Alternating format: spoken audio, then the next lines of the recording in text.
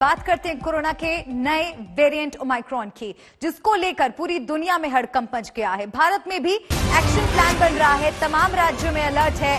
कम से कम 4 राज्यों ने प्रभावित देशों से आने पर आरटीपीसीआर टेस्ट को अनिवार्य कर दिया है। 9 देशों में नए वेरिएंट के मरीज मिले हैं। सबसे ज्यादा केस दक्षिण अफ्रीका में पाए गए हैं। 4 दिनों से इस वेरिएंट ने कहर बरपा रखा है। ब्रिटेन, इटली में भी केस मिल गए हैं। तो इस वेरिएंट का सबसे पहले पता दक्षिण अफ्रीका पे लगा है और ऐसा माना जा रहा है कि ये सबसे ज्यादा म्यूटेटेड वर्जन है। इसको लेकर इस वक्त जो डेटा उपलब्ध है वो भी सीमित है। इसलिए शोधकर्ताओं के सामने एक चिंता ये भी है कि जो वैक्सीनेशन लोगों को लगाई गई है वो इस पर कितनी कारगर होगी।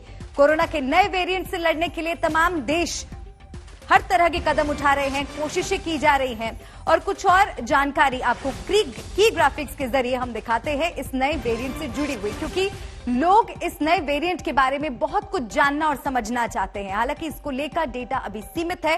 कोरोना के नए वेरिएंट ओमाइक्रॉन को लेकर पूरी दुनिया में हड़कंप मच गया है। भारत में भी एक्शन प्लान बन रहा है। तमाम राज्यों में अलर्ट है। कम से कम 4 राज्यों में प्रभावित देशों से आने पर आरटीपीसीआर टेस्ट को अनिवार्य किया है। महाराष्ट्र ने प्रभावित देशों से आने वालों के लिए आरटीपीसीआर टेस्ट जरूरी किया है और पॉजिटिव पाए जाने पर क्वारंटीन करने की भी पूरी तैयारी है। दिल्ली ने केंद्र से प्रभावित देशों की उड़ानें बंद करने की मांग की और राज्य के आपदा अथॉरिटी से नए वेरिएंट पर रणनीति बनाने को कहा है। कर्नाटक ने भी एयरपोर्ट पर टेस्ट जरूरी किया है और पॉजिटिव पाए जाने पर क्वारंटीन करने की बात कही है। केरल और गुजरात ने भी यही नियम बनाया है। प्रभावित देशों से आने पर एयरपोर्ट पर जांच होगी। और अगर दुनिया की बात करें इस वक्त, तो दुनिया के कम से कम 9 देशों में ये नया वेरिएंट पहुंच चुका है। मरीज मिल रहे हैं। सबसे ज्यादा केस दक्षिण अफ्रीका में मिले हैं, जहां 4 दिनों से इस वेरिएंट ने कहर बरपा रखा है।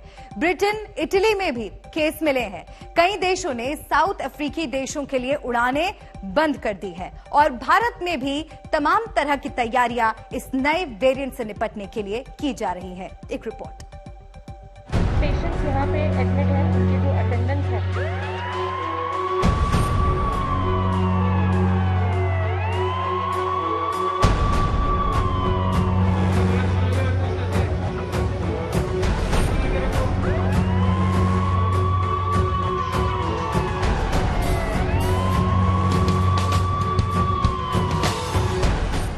भगवान न करे कि कोरोना दोबारा ऐसे दिन दिखाए।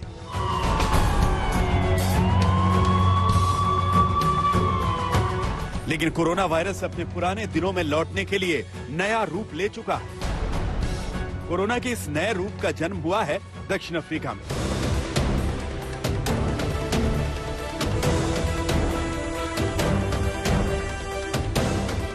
जिसके 3 प्रांतों में रोज मिलने वाले 90% केस इसी वेरिएंट के हैं, जो 15 दिन पहले सिर्फ 1% थे।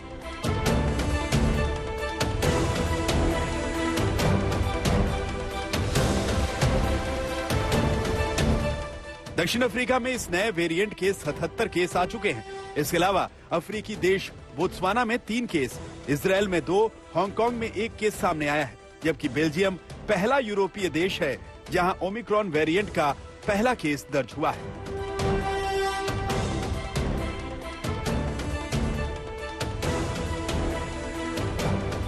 अभी तक सबसे तेजी से फैलने वाला वेरिएंट डेल्टा था, जिसने दुनिया में तीसरी लहर लाई थी। अब पूरी दुनिया ओमिक्रॉन वेरिएंट के दहशत में है। WHO is closely monitoring the recently reported variant B11529. Early analysis show that this variant has a large number of mutations that require and will undergo further study. It will take a few weeks for us to understand what impact this variant has. WHO recommends that countries continue to apply a risk-based and a scientific approach when implementing travel measures. America, Canada, Britain, Saudi Arab, Japan, रूस, Australia भी उन देशों में शामिल है जिन्होंने नए variant के मद्देनजर अफ्रीकी देशों में ट्रेवल बैन किया है। यूरोपीय यूनियन के सभी 27 देशों ने 7 अफ्रीकी देशों में उड़ानों पर रोक लगा दी है।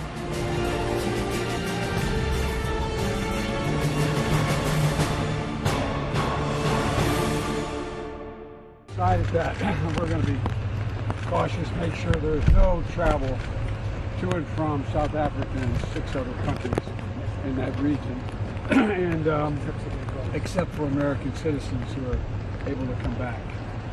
But we don't know a lot about the variant except that it is a great concern. It seems to spread rapidly, and The European Commission has today proposed to member states to activate the emergency brake on travel from countries in southern Africa and other countries affected to limit the spread of the new variant. All air travel to these countries should be suspended. They should be suspended until we have a clear understanding about the danger posed by this new variant.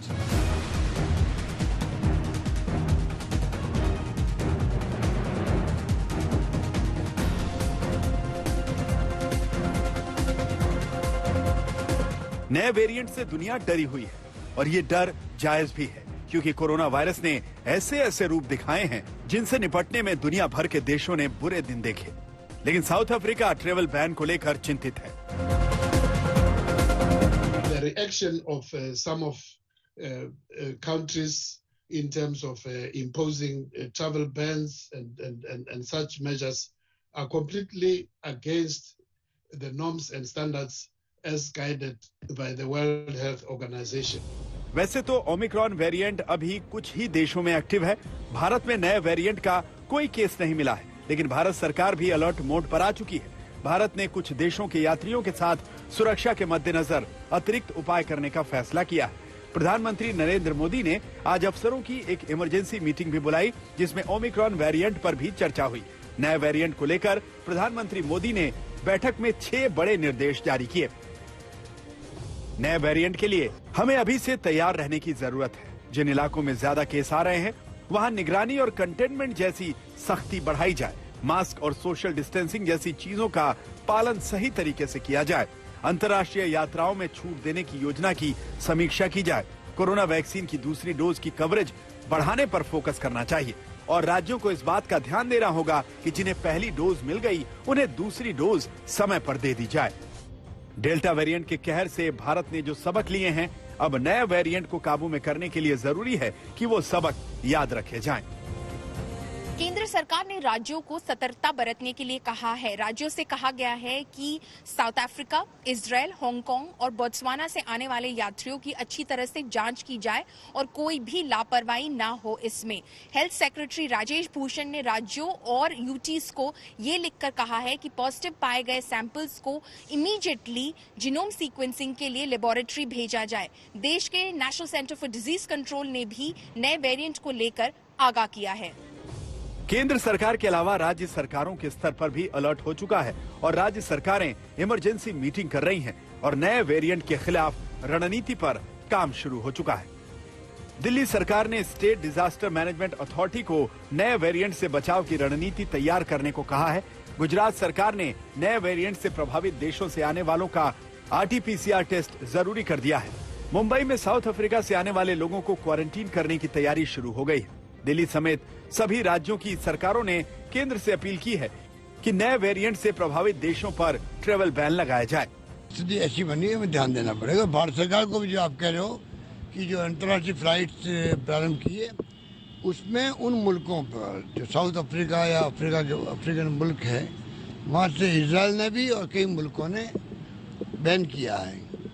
वहाँ के passenger को quarantine करेंगे, पूरी जांच पड़ताल करेंगे। तो कहने का मतलब कि भारत सरकार को अब तो पूरा अनुभव है, पूरी तरह पूरे देश को बचाने के लिए अभी से ही बहुत ज़्यादा गंभीरता से ध्यान रखना पड़ेगा, जिससे कि थर्ड वेव की नौबत ही नहीं आए यहाँ पर। ओमिक्रॉन वेरिएंट भले ही अभी कुछ देशों में फैला है, लेकिन दहशत दुनिया भर में फैल चुकी है और ये एक ऐसी बला है जिसे जितनी जल्दी काबू में कर लिया जाए उतना बेहतर है। कल ही इंटरनेशनल फ्लाइट शुरू करने की तैयारी थी और ओमिक्रॉन वेरिएंट ने पानी फेर दिया। पीएम मोदी ने भी कहा है कि दोबारा समीक्षा करने की जरूरत है। कैमरामैन किशन कुमार के साथ पौलमी साहा, दिल्ली, आज तक। और WHO ने इस नए वेरिएंट को चिंताजनक बताया है और इसके सटीक व्यवहार के बारे में कुछ ज्यादा जानकारी अब तक सामने नहीं आ पाई है। जरूरी है कि आपको इस नए ओमाइक्रॉन वेरिएंट के बारे में कोई गलतफहमी ना रहे, इसलिए हम आपको इस नए वेरिएंट से जुड़े हर सवाल का जवाब देंगे। पहला सवाल तो यही है कि कोरोना का नया वेरिएंट कहां से आया है। WHO को इस वेरिएंट के पहले मामले की जानकारी 24 नवंबर को दक्षिण अफ्रीका से मिली थी। इसके अलावा बोत्सवाना, बेल्जियम, हांगकांग और इजराइल में भी इस वेरिएंट की पहचान हुई है।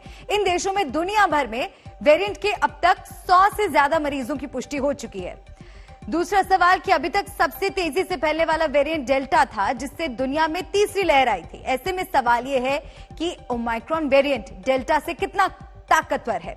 वैज्ञानिकों के मुताबिक डेल्टा वेरिएंट के स्पाइक प्रोटीन में करीब 15 म्यूटेशन मिले थे, जबकि ओमाइक्रॉन में 30 से ज्यादा म्यूटेशन मिले हैं, जो इसे डेल्टा से कहीं ज्यादा संक्रामक बनाते हैं, जिसकी वजह से अब ओमाइक्रॉन से नई लहर का खतरा है, क्योंकि ये डेल्टा से 7 गुना तेजी से फैल रहा है। ऐसे में एक महत्वपूर्ण सवाल यह भी है कि नए वेरिएंट के खिलाफ मौजूदा वैक्सीन कितनी कारगर हैं। शुरुआती स्टडीज के मुताबिक इस वेरिएंट पर वैक्सीन 40% तक काम कर सकती हैं। ब्रिटेन के हेल्थ एक्सपर्ट्स के मुताबिक ये वेरिएंट तेजी से अपनी नकल तैयार करता है, जिसके चलते वैक्सीन के खिलाफ इस वेरिएंट के पास ज्यादा प्रतिरोधक क्षमता है। एक सवाल यह भी है कि क्या ओमाइक्रॉन वेरिएंट से संक्रमण के लक्षण क्या हैं।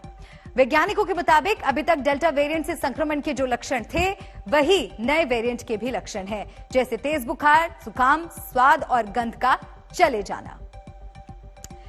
विश्व स्वास्थ्य संगठन ने भी दक्षिण अफ्रीका में पहली बार सामने आए कोरोना वायरस के इस नए वेरिएंट पर चिंता जताई है और इसे वेरिएंट ऑफ कंसर्न करार दिया है, जिसकी घोषणा शुक्रवार को की गई। So today, WHO's Technical Advisory Group on Virus Evolution met to discuss the variant B11529, to discuss what we understand about this variant and if it should be classified as a variant of interest or a variant of concern.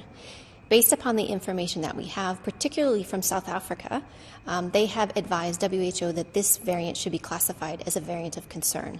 So today we are announcing B11529 as a variant of concern named Omicron. So Omicron B11529 is named as a variant of concern because it has some concerning properties.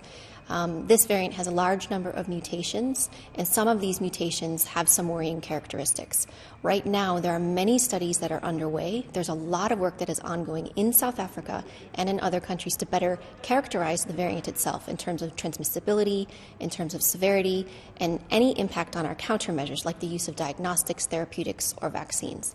So far, there's little information, but those studies are underway. So we need researchers to have the time to carry those out, and WHO will inform the public and our partners and our member states as soon as we have more information. हालांकि नाम में क्या रखा है, असली खतरा तो इस नए वेरिएंट से है, फिर चाहे उसका नाम कोई भी हो।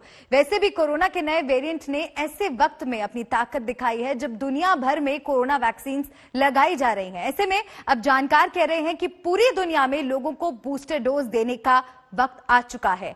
आवर वर्ल्ड इन डेटा के मुताबिक दुनिया भर के 35 से भी ज्यादा देश अपने नागरिकों को बूस्टर डोज दे रहे हैं। इनमें अमेरिका, इजराइल, ब्रिटेन, चिली और फ्रांस जैसे देश शामिल हैं। इजराइल सबसे पहला देश है जिसने बूस्टर डोज देने की शुरुआत की थी। इजराइल में अब तक 40 लाख से भी ज्यादा लोगों को वैक्सीन का तीसरा डोज लग चुका है। अमेरिका में अब तक 2,62,00,000 से ज्यादा लोगों को वैक्सीन का बूस्टर डोज दिया जा चुका है। ब्रिटेन में अब तक करीब 1 करोड़ लोगों को बूस्टर डोज दिए जा चुके हैं। बूस्टर डोज की सलाह वैज्ञानिक इसलिए भी दे रहे हैं क्योंकि कोरोना के नए ओमाइक्रॉन वेरिएंट पर वैक्सीन के प्रभाव को लेकर भी चिंता जताई जा रही है। ऐसे में क्या कोरोना को रोकने में बूस्टर डोज कारगर हैं? द लैंसेट में प्रकाशित रिपोर्ट में कहा गया है कि कोरोना वैक्सीन की बूस्टर डोज गंभीर कोरोना के खिलाफ ज्यादा प्रभावी है। रिपोर्ट के मुताबिक 2 डोज लेने वालों के मुकाबले बूस्टर डोज लेने वालों में कोरोना से गंभीर बीमारी का जोखिम 92% कम होता है, जबकि बूस्टर डोज लेने के बाद कोरोना संक्रमित व्यक्ति की मौत का जोखिम 81% तक कम हो जाता है। यही वजह है कि कई देशों में बूस्टर डोज लगाना शुरू हो चुका है, लेकिन अभी भारत में दूसरी डोज का टारगेट भी पूरा नहीं हो पाया है। ऐसे में क्या भारत में भी बूस्टर डोज देने की जरूरत है? कोरोना के नए वेरिएंट के सामने आने के बाद यह सवाल और भी ज्यादा अहम हो जाता है।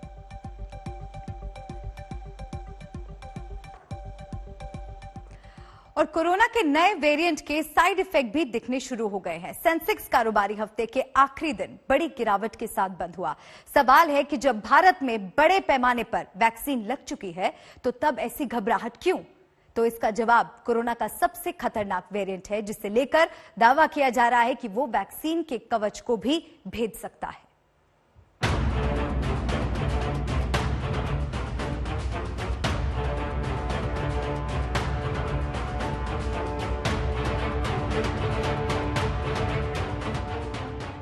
महाराष्ट्र के औरंगाबाद में वैक्सीन सर्टिफिकेट दिखाने पर ही पेट्रोल मिल रहा है। नागपुर में वैक्सीन न लगवाने वाले कर्मचारियों की तनख्वाह रोक दी गई है। हरियाणा के हिसार में घर घर जाकर वैक्सीन सर्टिफिकेट पहुंचाए जा रहे हैं। तो राजस्थान ने वैक्सीन लगवाना जरूरी कर दिया है।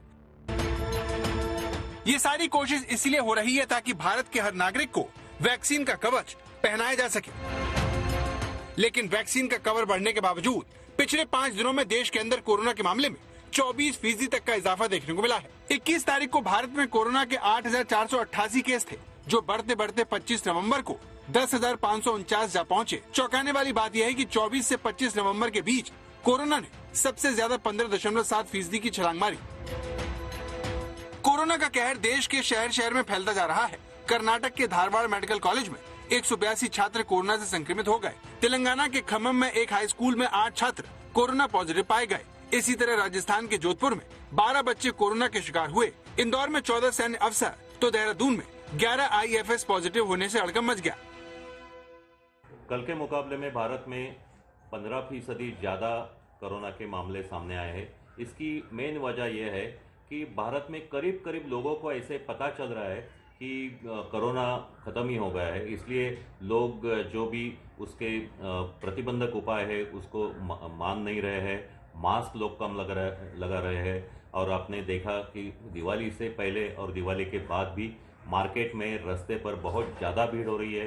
बहुत बड़े बड़े प्रोग्राम्स हो रहे हैं, शादियां हो रही है और लोग ट्रैवल भी लोकल से, बस से, हवाई जहाज से बड़े पैमाने पर ट्रैवल कर रहे हैं। तो इस वजह से ये नंबर बढ़ रहे हैं।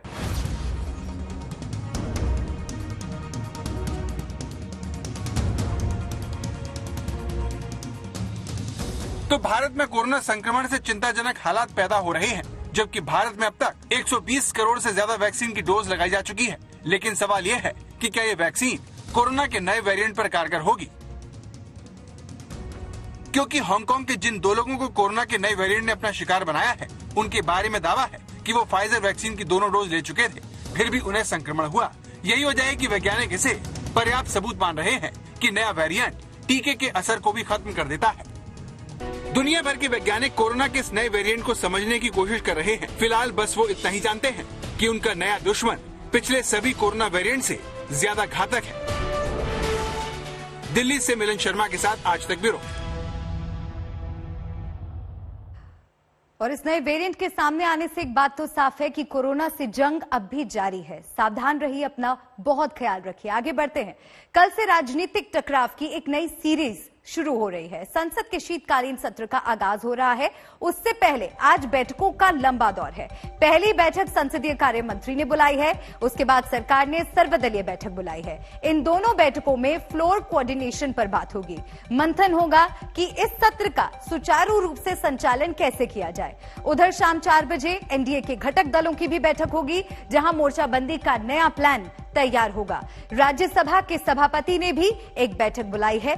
पूरी संभावना है कि यह बैठक हंगामेदार होगी, क्योंकि राजनीतिक दबाव में सरकार को तीनों कृषि कानून वापस लेने पड़े हैं और फिर 5 राज्यों के चुनाव भी मुहाने पर खड़े हैं।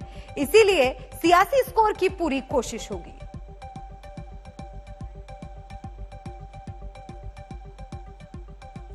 तो शीतकालीन सत्र में उबाल तय है। सियासी तापमान भी उफान पर होगा। सबसे ज्यादा सरकार की घेराबंदी कृषि बिल पर होगी। विपक्ष का तेवर बता रहा है कि किसानों के सवाल पर वो सरकार को आसानी से बचने का मौका नहीं देने वाले। किसान ये सरकार को भरोसा बिल्कुल नहीं करते। सरकार, प्रधानमंत्री कहते हैं कि उनका राष्ट्रनीति ये है कि अटके नहीं, भटके नहीं, लटके नहीं।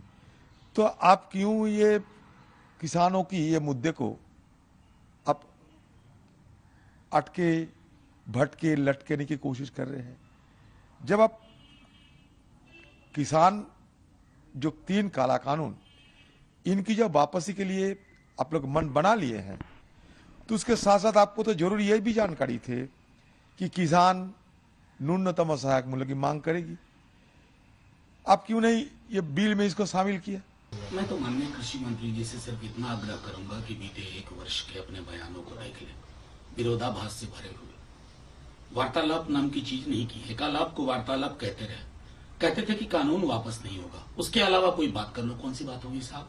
और अभी एमएसपी पर इस आंदोलन से अगर एक चीज सरकार ने सीखना था, वो एक साधारण सी सीख है, सिर्फ इसी सरकार के लिए नहीं, आने वाले दिनों में किन्हीं की भी सरकार बने, कि अगर आप जमीन पर के जन आंदोलन के प्रति संवेदनशील नहीं है तो कितनों भी आंकड़ों का अहंकार हो वो टूट जाता है। उसी नजरिए से एमएसपी पे भी बात करनी चाहिए। जाहिर है तोमर साहब को तो जब प्रधानमंत्री जी ने निर्णय लिया होगा वापसी का, वो भी नहीं पता होगा। बढ़ते आगे और इस वक्त की बड़ी खबर आपको बता दें, पश्चिम बंगाल के नादिया से ये बड़ी खबर, जहां दर्दनाक सड़क हादसा हुआ है। इस हादसे में 18 लोगों की मौत हुई है, जबकि 5 घायल बताए जा रहे हैं। घटना कल रात की है। जानकारी के मुताबिक 20 से ज्यादा लोग दाह संस्कार के लिए शव के साथ जा रहे थे, तभी उनकी गाड़ी एक ट्रक से टकरा गई। पुलिस के मुताबिक शुरुआती जांच में घने कोहरे और तेज रफ्तार की वजह से ये हादसा हुआ। संवाददाता अनुपम मिश्रा फोन लाइन पर मेरे साथ जुड़ गए हैं। अनुपम, और क्या ताजा जानकारी इस बड़ी खबर पर?